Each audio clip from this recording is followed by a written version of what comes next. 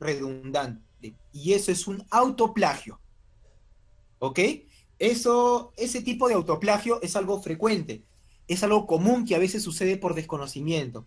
Y uno como editor debe estar al tanto de ocasiones que hay en el ámbito para poder detectar algún trabajo que haya sido enviado a la vez a alguna otra revista o que ya haya sido publicado. Si un trabajo ya ha sido publicado en una revista, ya no se le puede enviar a otra revista para publicarlo. ¿Ok? A eso se refiere con publicación redundante. Punto. Publicación aumentada. ¿A qué se refiere con publicación aumentada? Entonces, miren, tenemos acá,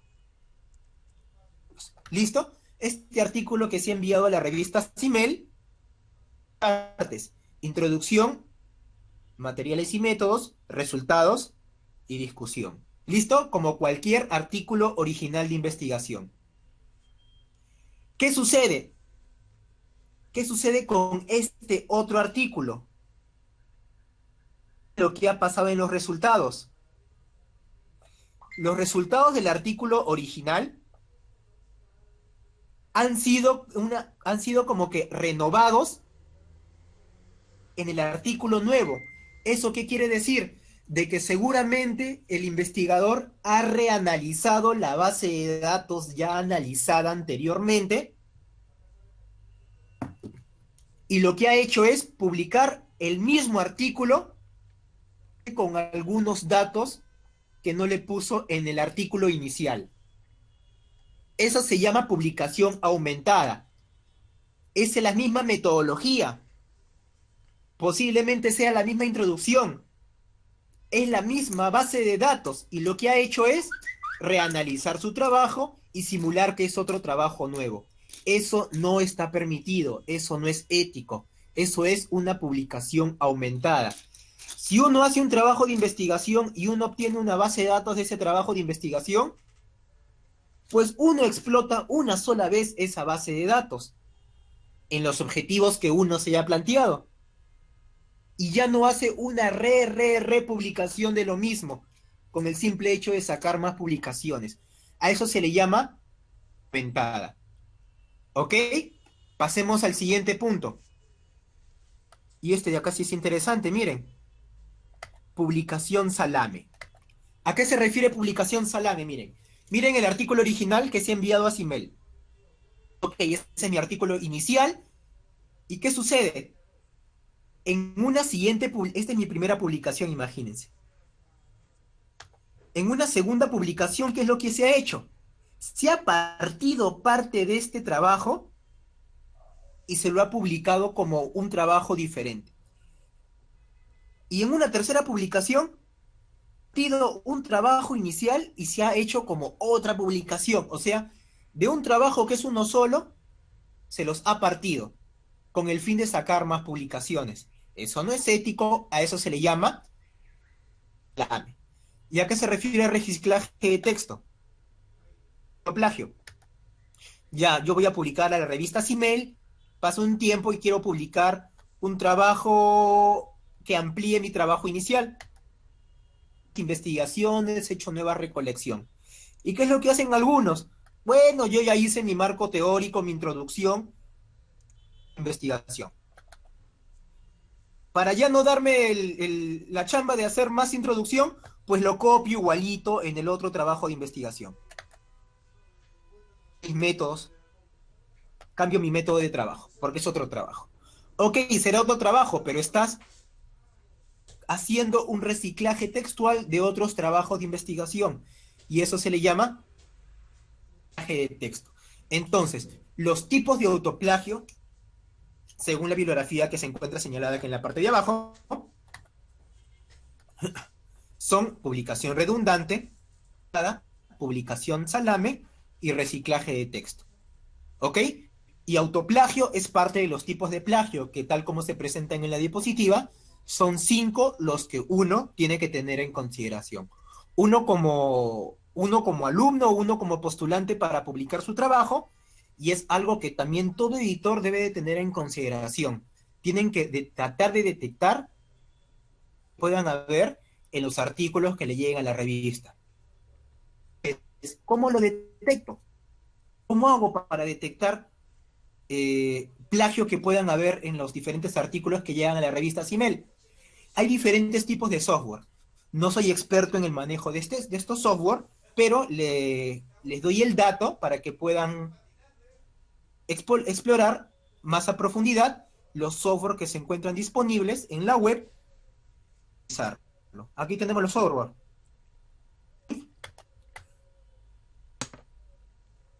Plagium, checkforplagiums.net, System, entre otros. Son diferentes software que se encuentran a disponibilidad en la web. Algunos se tienen que pagar, otros no son de acceso libre. Y tal como les digo, no soy experto en el manejo de estos formatos de plagio, software de plagio, ya que a disposición de ustedes para que ustedes puedan explorar más estos software y puedan utilizarlo en la detección de plagio de los diferentes artículos que llegan a la revista. Eso es todo en cuanto a lo que vendría a ser. Y ahora pasamos al siguiente punto que se me encomendó. Termino de hacer esta exposición, apunten las preguntas que vayan a tener en un papel aparte y luego realizamos la solución de pregunta de los mismos. Hablemos ahora de palabras claves. ¿Ok? De que muchos de los que se encuentran ahorita oyéndome son alumnos desde segundo año hasta quinto, sexto año de carrera. Tal vez todavía no llevan cursos de investigación. Y les voy diciendo, y para los que ya han llevado cursos de investigación, se habrán dado cuenta que es un dolor de cabeza realizar la primera búsqueda de información. ¿Por dónde empezar a buscar? Uno no sabe si lo que está encontrando es algo que va a ser favorable para su trabajo de investigación.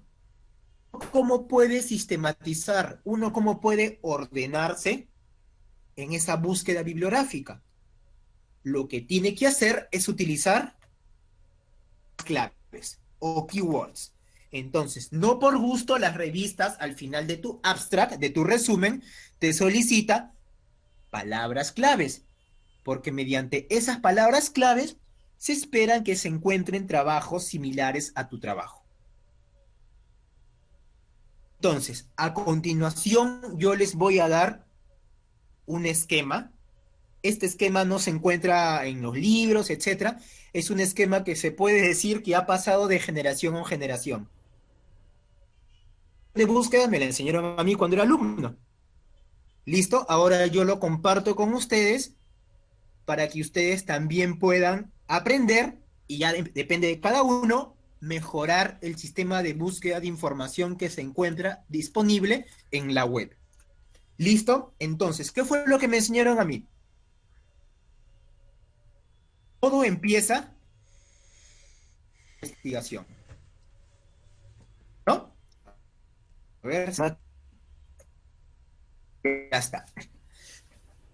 Por ejemplo, uno se encuentra uno se encuentra realizando una rotación de neumología, uno se encuentra realizando una rotación de cardiología, ya uno como alumno pregunta, ¿no?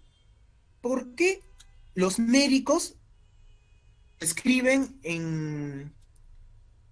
cuando escriben en las historias clínicas, cuando escriben las interconsultas, ¿por qué los médicos escriben con mala letra? Uno se hace una pregunta. Entonces, esa es una incertidumbre. Y esa incertidumbre lleva a una pregunta. ¿Por qué los médicos escriben con mala letra? ¿A qué se debe? ¿Que acaso no han llevado cursos del colegio? ¿Que acaso están tan cansados que escriben simplemente porque el tiempo les queda corto? En un montón de respuestas a esa pregunta. Lo que tiene que hacer es buscar una estrategia para unir el rompecabezas de ideas que respondan a la pregunta que uno se está formulando. ¿Ok? Entonces, toda pregunta de investigación, todo se origina de una incertidumbre, donde empieza el proceso largo de realizar un trabajo de investigación. ¿Ok? Entonces, como recomendación, siempre lleven en su bolsillo una libreta de apuntes, porque en el transcurso de su carrera van a surgir miles de preguntas que lo más seguro hasta el momento no tienen respuesta. Apunten esas ideas que tienen, apunten esas preguntas, porque a futuro ustedes pueden realizar un trabajo de investigación en base a esas ideas o incertidumbres que se les haya originado. ¿Listo? Ok, entonces todo empieza con una incertidumbre. Ah, colgado un poco la máquina.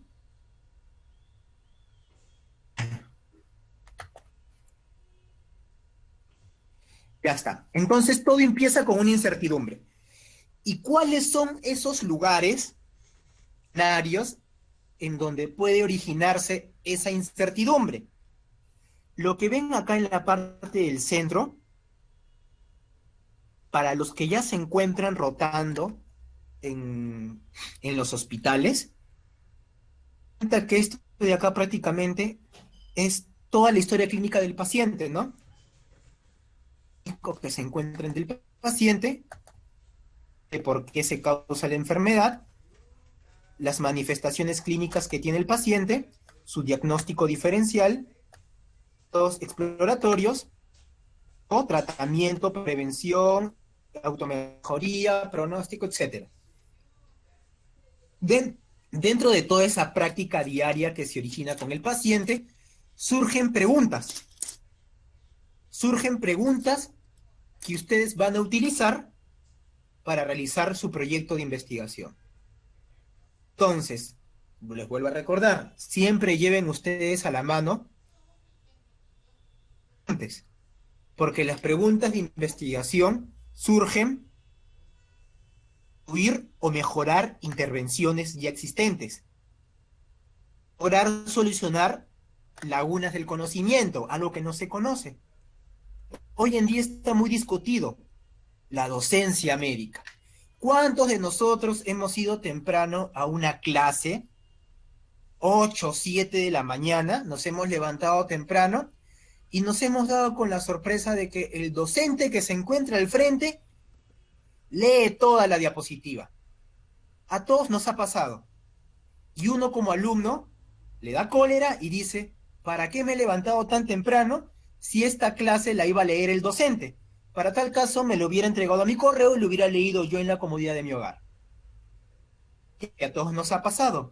Entonces, hoy en día se trata de plantear nuevas formas didácticas de docencia médica. Entonces, en la docencia médica también hay preguntas de investigación que todavía no se encuentran resueltas y también son motivos de trabajo de investigación. Entonces, ¿en dónde pueden originarse estas preguntas de investigación? En la práctica diaria clínica, la docencia médica. Listo, entonces primer paso. Uno le llegó una idea. Una idea. Agarró su libretita y apuntó esa idea en su libretita. Siguiente paso. ¿Listo? Apunten esto, ¿ah? Les va a servir de por vida. Paso número 2. Que yo estoy apuntando en mi libretita. ¿Investigar o no se puede investigar? Para yo saber si esa idea se puede investigar, vamos a darle cuáles son los 5 criterios para que sea una buena idea, sea una buena pregunta. ¿Listo? Entonces, por ejemplo, yo tengo mi idea, ¿no? Se me viene una idea de investigación. La mala letra de los médicos. Idea. Segundo paso, ¿cuáles son los criterios? La idea es buena. de los criterios Finner. Criterios. ¿F de qué? ¿Y de qué? De novedoso. ¿E de qué? ¿R de qué? Relevante. ¿Ok? Cuando yo hablo de factible, ¿a qué me refiero? Digo, quiero saber por qué los médicos escriben feo. ¿Listo? ¿Por qué los médicos tienen su letra ilegible y no se les entiende? Entonces, yo me voy a preguntar, ¿tendré que hacer encuestas para poder saber qué tienen en la cabeza los médicos que escriben feo? Posiblemente tenga que hacer encuestas. Y ahora, ¿quién va a hacer las encuestas? ¿Yo solito? Mi grupo de trabajo. Entonces, primero uno va, para que sea factible, uno tiene que ver con los recursos humanos suficientes para poder realizar ese trabajo de investigación. De que ustedes quieran hacer toma de glucosa a 300 niños y ustedes están solitos y su trabajo lo tienen que hacer en un mes. ¿Van a tener lo suficiente capacidad para poder hacerlo? Para hacerlo. Entonces, posiblemente ese trabajo de glucosa en 300 niños no sea factible para mi realidad. Muy aparte que uno es estudiante de medicina y uno tiene poco tiempo para realizar esos trabajos. Ok. Uno tiene que sincerarse y ver si tiene los suficientes recursos humanos para poder hacer ese trabajo de investigación. Recursos materiales. ¿No? Uno se tiene que sentar a escribir en una computadora la redacción de su trabajo. Uno no tiene una computadora. ¿Qué pasa si uno no tiene, vive, pongámoslo en el punto extremo, ¿no? Vive en un lugar de extrema pobreza y no tiene las facilidades o los recursos materiales para poder hacer ese trabajo? O pongámosles con algo más lógico para nuestro trabajo. Nosotros queremos hacer dosaje o queremos hacer diagnóstico de ambulatorio de pacientes con VIH. Vamos a sacarle su Western Blot. ¿Tenemos el suficiente material o suficiente dinero para poder conseguir los reactivos para el Western Blot? Ni siquiera tengamos los contactos. Entonces, pisando tierra, tener cuidado y sincerarnos con los materiales que disponemos para realizar el trabajo de investigación. Presupuesto. Uno quiere hacer un ensayo clínico y quiere probar determinado medicamento. Y ese medicamento es un medicamento que no lo da el MINSA. Claro que se encuentra en el extranjero. ¿Tengo plata para traer ese medicamento? No tengo plata. Entonces, ¿será una idea? ¡Wow! Una idea interesante sacar un nuevo medicamento para curar la diarrea en niños. Para traer ese medicamento. Entonces, pisando tierra, no es factible esa idea de investigación. Quiero hacer un trabajo de investigación y quiero ir a las 30 y 40 y tantas o 50 y tantas facultades de medicina y pedir la opinión de cuál facultad de medicina es la mejor. Tiempo ustedes como estudiantes de medicina para irse por las 50 y tantas facultades que se pueden encontrar en su jurisdicción, no tienen el tiempo. Será una idea muy interesante. ¿Cuál es la mejor facultad de medicina por un trabajo de investigación? A irse por esas 50 y pico facultades, tiempo. Entonces, se pisa tierra. La técnica.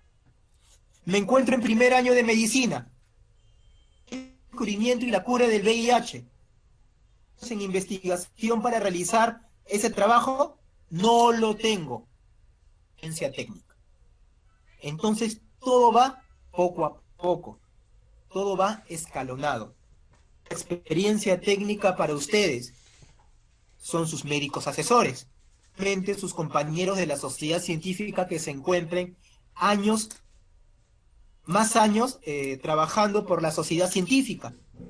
Experiencia técnica que en un inicio ustedes van a necesitar cuando ingresen en el ámbito científico. O seguramente ustedes ya tienen conocimientos, ya tienen experiencia en publicaciones internacionales. Seguramente ustedes ya tienen experiencia en congresos científicos nacionales. Seguramente ustedes ya han ido a concursar a un congreso científico internacional de la Federación. Ustedes serían la experiencia técnica para un alumno que se encuentre en años menores a ustedes. ¿Listo? Entonces, el término factibilidad,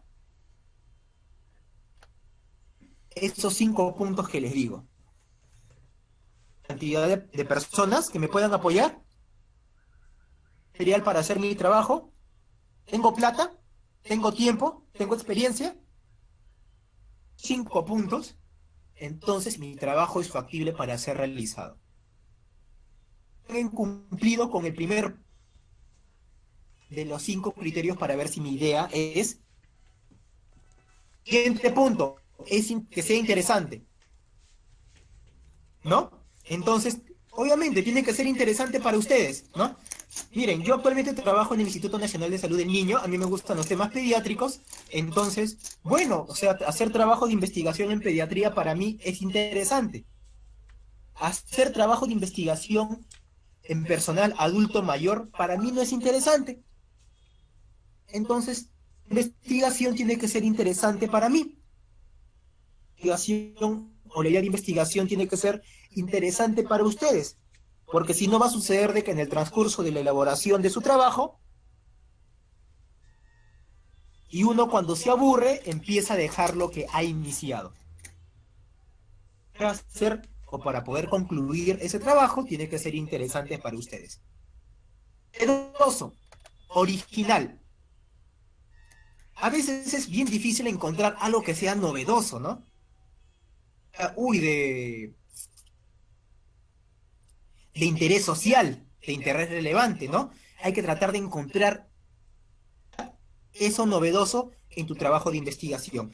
¿Y uno cómo se puede dar cuenta? ¿Qué pasa si mi idea de investigación amplía hallazgos que antes ya se han estado estudiando? Es algo novedoso. ¿Qué pasa si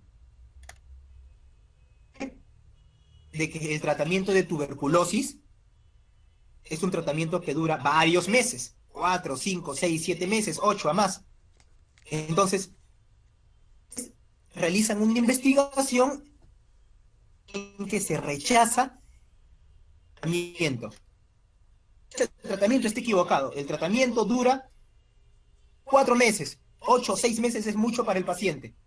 Que haberlo debatido, ustedes tienen que haberlo sustentado bien para poder cambiar esa idea que se tenía antes. ¿Se dan cuenta? Eso es algo original, eso es algo novedoso.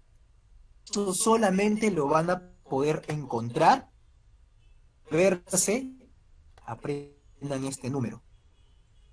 Antes de redactar un proyecto, pilotar una idea, ustedes han leído como mínimo 50 artículos o trabajos de investigación, parecidos a la idea que ustedes tienen. Con ese número, con 50 artículos, ustedes más o menos ya pueden darse cuenta qué es lo que se sabe hasta el momento por saber. Recién con ese número. Y de preferencia, de esos 50 artículos, ¿cuánto de ellos tiene que ser como mínimo en inglés? Por ciento de ellos, o sea, 25, tiene que ser como mínimo en inglés. Porque la información que se encuentra al día se encuentra en inglés. Ético. ¿A qué se refiere con ético? Ahí recordarán la tríada de la, ¿no? Autonomía, beneficencia, no maleficencia y justicia, ¿no? Tiene que cumplir con los criterios éticos la persona, animales, ¿no? Hay criterios éticos para los animales. Los animales no es posible de que uno haga sufrir a los animalitos para lograr conseguir una respuesta a una curiosidad científica. Hay criterios éticos, hay normas éticas que también se regulan los animales. Y hoy en día hay comités de éticas en el Perú para animales. ¿Ok? Y obviamente también tiene que ser ético de investigación en humanos. Sabrán por las o los sucesos que ocurrieron en la Segunda Guerra Mundial, cómo se descubrieron los estadios de la sífilis. Se experimentó en los negritos, en las personas de color, en las manifestaciones clínicas de la sífilis sin administrarle el medicamento penicilina. Las personas de color llegaron hacia la parte neurológica. ¿Listo? ¿A qué se refiere con relevante?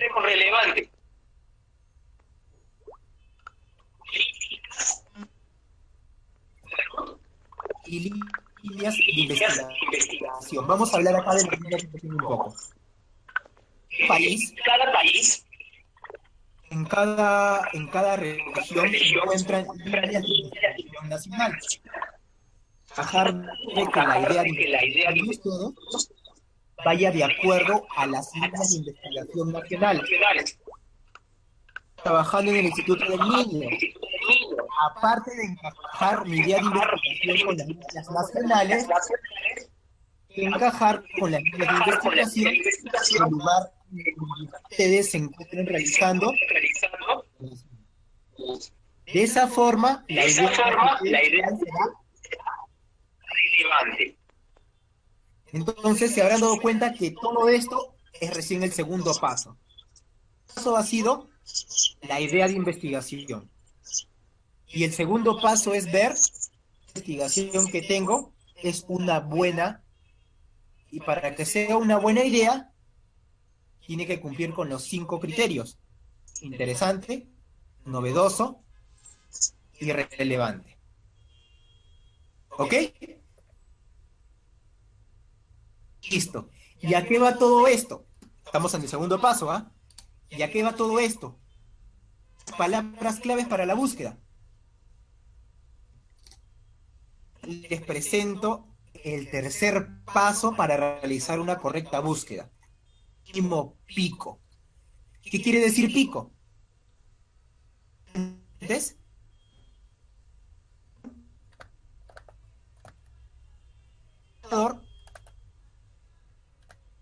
Y R de resultado. También puede ser problema, población de estudio. Y de intervención también puede ser exposición. C de comparador, resultado. O efecto o evento. ¿Listo? Entonces, esto vamos a hacerlo con un ejemplo, ¿no? Vamos a hacer lo siguiente, mira. Listo, ejemplo. Vamos a leer acá con detenimiento y vamos a establecer nuestro tercer paso, que vendría a ser el acrónimo PICO. Miren lo que dice a continuación. En un instituto de salud, uno de medicina a un residente de psiquiatría. Doctor, ahora que tengo un smartphone, es el smartphone 7, evidentemente que percibo que vibra. Pero veo que no tengo ninguna llamada entrante. ¿Estoy alucinando? Se pregunta el interno. Dicha situación, dicha consulta motivó que el residente plantee una pregunta. ¿Cuál es la pregunta que se planteó el residente? ¿Tenencia de un teléfono móvil un factor de riesgo para presentar alucinaciones de vibración en el personal sanitario? ¿Listo? Esa ha sido la idea. Esa ha sido la pregunta, esa ha sido la idea. Esa idea que tengo, lo que voy a hacer a continuación, darla como pico. ¿Listo? Ok. Idea. ¿A qué se refiere la P? ¿Cuál es el problema que se ha detectado? de vibraciones por tenencia de teléfono móvil.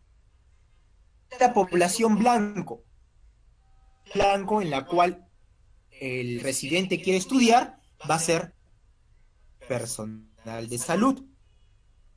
¿Listo? Porque obviamente se encuentra en un hospital y tiene que trabajar con personal de salud. ¿Cuál va a ser su población de estudio? Ahí es cuando el residente va a decidir y dice, bueno, quién me va a ser más factible de que me respondan las encuestas? Yo estoy a cargo de los internos, entonces voy a decirle a todos los internos de medicina del instituto donde estoy trabajando que me respondan la encuesta. Para el ámbito en el cual se encuentra el residente, el blanco ideal vendría a ser el personal de salud total. ¿Quiénes solamente le van a responder? Medicina. Entonces, su población interna, su población de estudio van a ser internos de medicina, de igual se encuentra trabajando. ¿Cuál es la exposición? Exposición vendría a ser, o intervención vendría a ser el que tenga un teléfono móvil. El que no tenga un teléfono móvil. Quiere decir de que, ok, si quiere hacer un trabajo comparativo, un grupo de internos que tengan teléfono móvil, internos que no tengan teléfono móvil. Sí. Y como respuesta, alucinación vibratoria.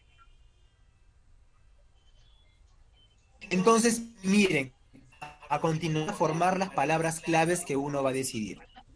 Vamos a sacar las palabras. Miren acá. ¿Cuáles son estas palabras posibles de búsqueda?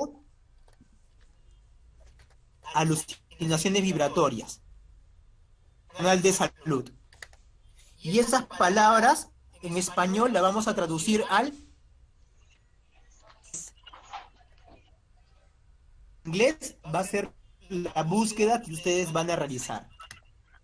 Estas palabras claves en inglés, sencillo, ingresen a Google y escriben DEX. ¿Qué es DEX? Ciencias de la salud. A los descriptores de ciencias de la salud va a salir esta página de esta salud. Ahí hacen la consulta. Van a escribir estas palabras en español que les acabo de poner y van a ver cuál es su expresión de esa palabra en el inglés. En inglés son las palabras claves. Van a realizar su búsqueda en PubMed. Ya es motivo de otra clase. Entonces, a lo que voy es lo siguiente. El primer paso es tener la idea de investigación. Es hacer sus 5 criterios finales.